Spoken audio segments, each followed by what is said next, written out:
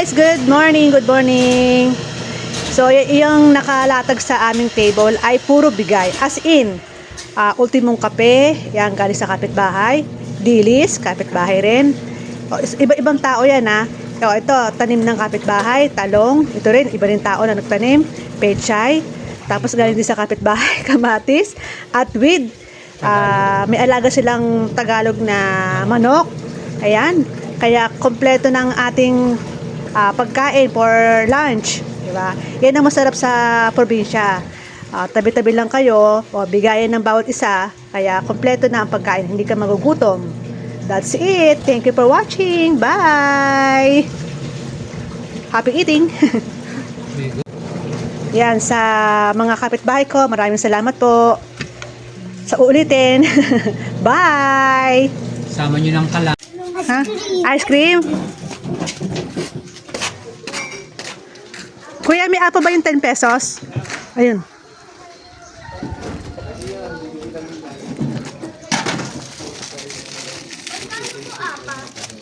$10.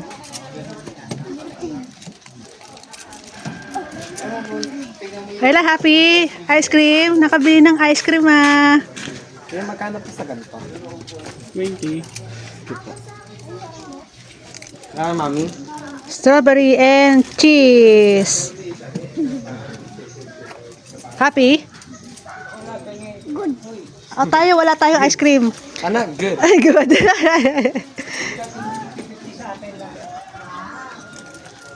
Sarap. Happy, AC? Saan po dalawang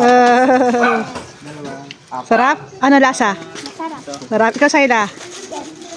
Ay, nakabili ng ice cream Cream with apa. Hi. For my husband, happy anniversary. Gift ko sa iyo yan. Ay, sweet, diba? Parang si Del. Latris tayo.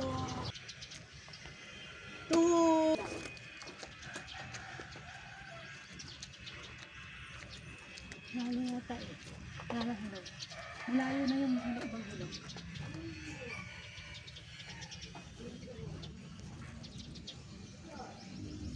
Ito, wala.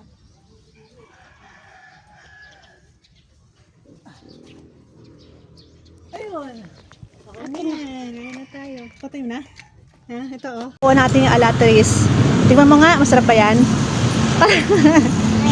At ayaw mo. Masarap yan na. Alam mo, babayo ng aming candy nung bata kami. Tapos, nag-uunahan kami lagi na umakyat. Kapag gusto namin ng matamis. Kaya, yung pinaka-red. Matamis. Pag kulay red, mas matamis. Ito yung favorite namin ng bata kami. Kaya malakas ang katawan noon. Dahil ito ay mainam sa katawan. Lalo sa mga may ubot sipon. Kaya nyo ba yung ito? Hindi na ako ng alam. Sila. Ice cream. Ice cream? Nasaan? Ayan.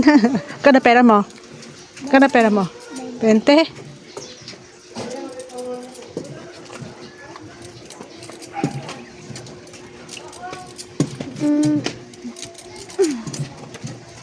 May pera ka ba talaga? Wala ka lang pera eh. Ha? Tig 10 kayo ni ate. 10.